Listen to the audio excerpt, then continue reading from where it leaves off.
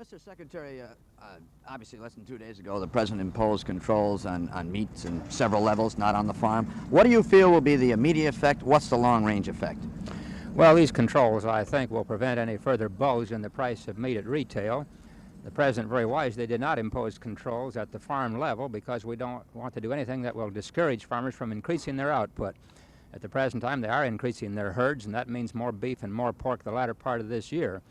I think that these supplies will be coming to market later in the year, and the net effect of the President's imposition of controls at the retail price level will keep prices from going above where they are until the supplies catch up with the demand and prices recede as a result of natural market forces.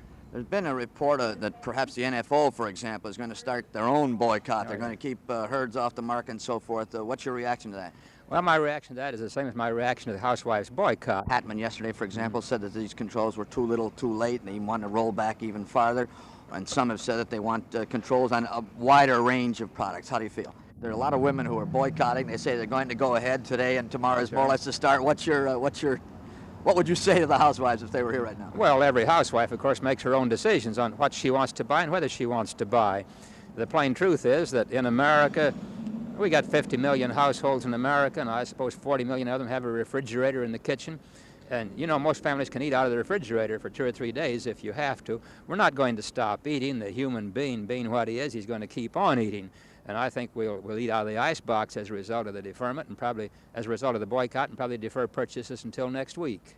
Somebody has suggested that the controls were not put on the farm as more or less a sop to you and your constituency. I've heard that quote. Oh, no, sir, I don't think that's right. Of course, I oppose controls at the farm level. I have on philosophical grounds and I think valid economic grounds. In the first place, you can't enforce it. A third of our livestock is marketed in auctions. How do you enforce a ceiling at an auction sale, for example?